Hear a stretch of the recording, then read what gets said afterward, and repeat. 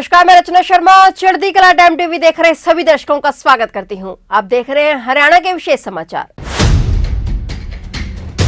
हरियाणा के मुख्यमंत्री मनोहर लाल ने कहा कि वर्ष 2014 से पहले प्रदेश में अव्यवस्था थी, जिसको बदलने का कार्य किया गया और वर्तमान राज्य सरकार के कार्यकाल के दौरान 1 लाख से ऊपर नियमित सरकारी नौकरी पारदर्शिता एवं योग्यता के आधार पर दी गई। इसमें न किसी की पर्ची चली और न ही किसी की खर्ची चली है। मुख्यमंत्री करनाल प्रवास के दौरान डॉक्टर मंगल सेन ऑडिटोरियम में आयोजित कला शिक्षा सहायक संघ संबंधित भारतीय मजदूर संघ सम्मान समारोह में बतौर मुख्य अतिथि बोल रहे थे। कला शिक्षा सहायक संघ द्वारा यह सम्मान समारोह उन्हें कौशल रोजगार निगम में ज्वाइन करवाए जाने के उपलक्ष्य में आयोजित किया गया था। उन्होंने कहा कि आज प्रतियोगिता का युग है, कला शिक्षा सहायक स्वयं भी प्रतियोगिता की तैयारी करें। उन्होंने स्पष्ट किया कि हमारी कोशिश रहेगी कि कौशल रोजगार निगम के माध्यम से रखे गए कर्मचारियों को तब तक नहीं निकाला जाएगा जब तक वे स्वयं छोड़कर न चले जाएं। सीएम मनोहर लाल ने कहा कि युवाओं के आर्थिक शोषण को खत्म करने के लिए कौशल रोजगार निगम का गठन किया गया। यह आउटसोर्सिंग से जुड़ी सेवाओं में ठेका प्रथा बंद करने की दिशा में महत्वपूर्ण कदम है। उन्होंने कहा कि अब तक करीब 90,000 से अधिक कर्मचारियों को इस निगम के माध्यम से समायोजित किया जा चुका है। सीएम ने बताया कि युवाओं के उज्जवल भविष्य के लिए प्रदेश सरकार द्वारा रोजगार मुहैया करवाने के लिए कौशल प्रशिक्षण देने की भी व्यवस्था की गई है। इसके उपरांत विदेशों में भी युवाओं की प्लेसमेंट की जाएगी। इस योजना के तहत 1 वर्ष में 1 लाख युवाओं को विदेश भेजने का लक्ष्य रखा गया है। उन्होंने कहा कि जो युवा अपने हुनर के दम पर उद्योग लगाना चाहते हैं, उनको सरकार प्रोत्साहित करेगी और निजी औद्योगिक इकाइयां भी रोजगार के अवसर उपलब्ध करवाएंगी। बता दें कि मुख्यमंत्री मनोहर लाल ने कौशल रोजगार निगम का गठन करके ठेका प्रथा को समाप्त किया और पूरे प्रदेश में डीसी रेट को एक समान किया है। भारतीय मजदूर संघ के हमारे क्षेत्रीय संगठन मंत्री मेरे बहुत पुराने साथी हैं श्री पवन कुमार जी। आप कहेंगे कि साथी कैसे हैं, जरा ये भी खुलासा करो। हमें बहुत सालों तक खेल के मैदान में इकट्ठे कबड्डी खेलने का अवसर मिला है।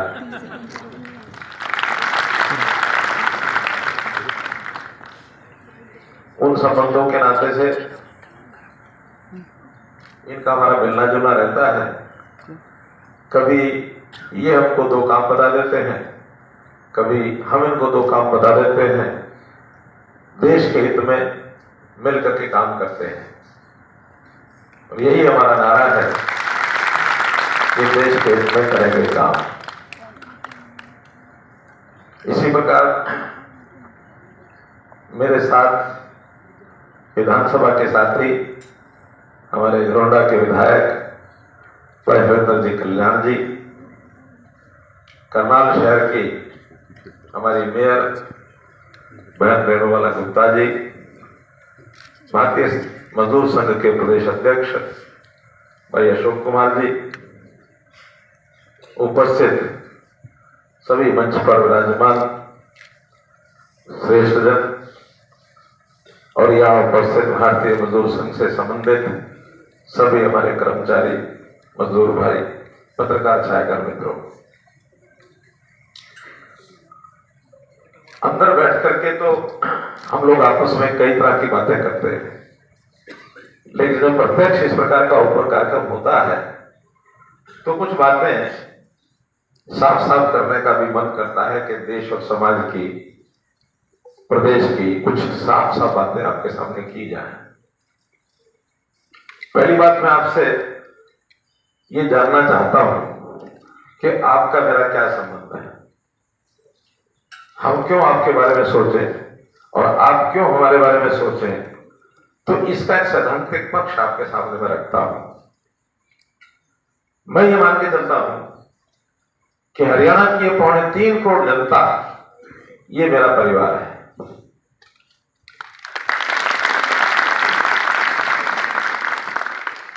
तो जो परिवार माना है, तो परिवार के हर सदस्य की उसकी चिंता करना हमारा भी काम है।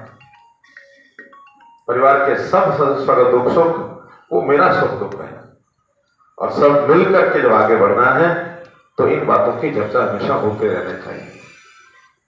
अब इसमें विषय आता है कि प्रदेश के सब लोगों की चिंता मैंने क्या, हमने एक सिस्टम बनाया और वो है परिवार पहचान पत्र। उसमें ये ठीक है कि परिवार एक माना मैंने पूरे प्रदेश को, लेकिन फिर भी सामाजिक एक व्यवस्था के नाते से एक परिवार को माना जाता है, माता पिता, उनके बच्चे, उनके और जो नजदीकी ब्लड रिलेशन के रिश्तेदार, उनको एक परिवार मानते हैं। तो ऐसे परिवारों की गिनती और उनका सबका डाटा ये हमारे पास होगा, तभी ध्यान में आएगा कि किसकी क्या जरूरत है, किसकी क्या क्षमता योग्यता है। जिसकी योग्यता क्षमता किसी और की भलाई करने के लिए होगी तो उसको भी अपने साथ खड़ा करेंगे कि भी अपना भी करो, दूसरे के लिए भी कुछ करो। और जिसका लगता है कि दूसरे के करने के बजाय इसको तो अपने ही पैरों पर खड़ा होने के लिए भी समय लगेगा, तो वो एक लोक कल्याणकारी सरकार के नाते उसका हित करना ये हमारा पहली जिम्मेवारी है। तो जब ये सारा किया है, इसमें से 71 लाख परिवार ये उसमें रजिस्टर हुए हैं। 2 करोड़ और कोई 70 लाख सदस्य कुल मिलाकर के हुए हैं और एक 2% 3% बाकी है। ऐसा माना जा रहा है कि लगभग हमारे प्रदेश की जो टोटल आबादी 2 करोड़ 80 लाख के आसपास होगी। एक 5, 7, 8 लाख ऐसे हैं किन्हीं कारणों से रजिस्टर नहीं हुए हैं, वो अभियान लेकर के चला रहे हैं ताकि हर परिवार इसमें रजिस्टर हो जाए। जो परिवार 5 साल से कम समय हुआ है इस प्रदेश में आए हुए, उनकी अलग एक रजिस्ट्रेशन करा रहे हैं, वो एक टेम्परेरी रजिस्ट्रेशन होगी। 5 साल से ज्यादा समय होगा तो फिर मुख्य सूची में वो आ जाएंगे।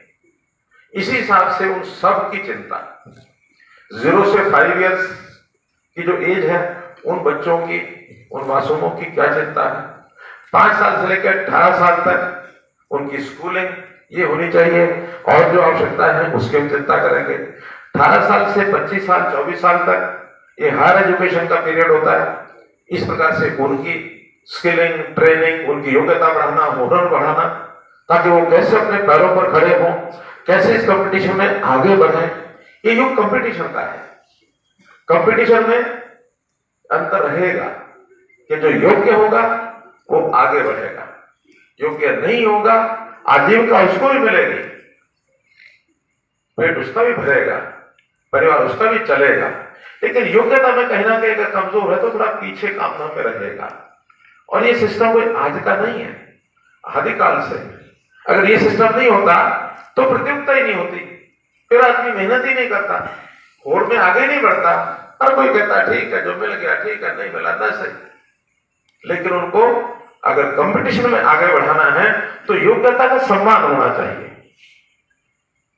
इसके बाद 24 साल के बाद 60 साल तक की आयु, ये ऐसा पीरियड होता है जो अपने पैरों पर खड़ा होकर अपने काम धाम के लिए, व्यवसाय के लिए, नौकरी के लिए, प्राइवेट हो सरकारी हो, जनता के लिए, प्रदेश के लिए भी करे, देश के लिए भी करे। और कुछ लोग ऐसे भी होते हैं जो दुनिया के लिए भी करते हैं, जो दुनिया के लिए भी करते हैं, कहीं तक पहुंच जाते हैं। 60 साल के बाद ऐसा माना जाता है कि व्यक्ति काम करने की उसकी आयु जो अधिकतम क्षमता जो होती है वहां तक होती है। उसके बाद भी ऐसा नहीं कि क्षमता खत्म होती है, लेकिन शरीर का धर्म है वो धीरे धीरे घटती है। उनको भी सामाजिक सुरक्षा ये चाहिए। सामाजिक सुरक्षा 60 साल से लेकर जीवन के अंतिम सांस तक ये सुरक्षा सबको मिलनी चाहिए। वो भी हम चिंता करते हैं, चाहे उसमें ओल्ड एज पेंशन है, चाहे उसके ऊपर और अतिरिक्त जितने भी व्यवस्थाएं बनाई जा सकती है बनाते हैं। तो इसलिए हर एक व्यक्ति की, हर एक परिवार की चिंता ये कर रहे हैं। इसी में विषय आता है क्योंकि हम जिस आयु वर्ग के हैं वो सामान्यतः सभी 24 वर्ष से 60 वर्ष के बीच के हैं। 24 से छोटा तो नहीं बैठा कोई, नहीं है ना। तो हम उस वर्ग के हैं जिनको अपने पैरों पर खड़े होने के लिए काम चाहिए। अब ये सरकारों का एक सिस्टम चलता है, 2014 से पहले के सिस्टम आपको सबको पता है। अव्यवस्थाओं का ये घर बना हुआ था। हमने व्यवस्थाओं को ठीक किया, व्यवस्था परिवर्तन का काम किया और ये कहा कि अपना पराया छोड़कर एक परिवार मानकर, मैंने इसी करनाल की धरती पर एक नारा दिया था, हरियाणा एक, हरियाणा में एक। ये करनाल के हमारे बंधु बता सकते हैं। तो ये थे हरियाणा के विशेष समाचार और नए समाचारों के साथ फिर से हाजिर होंगे। तब तक के लिए देखते रहिए चढ़ती कला टाइम टीवी।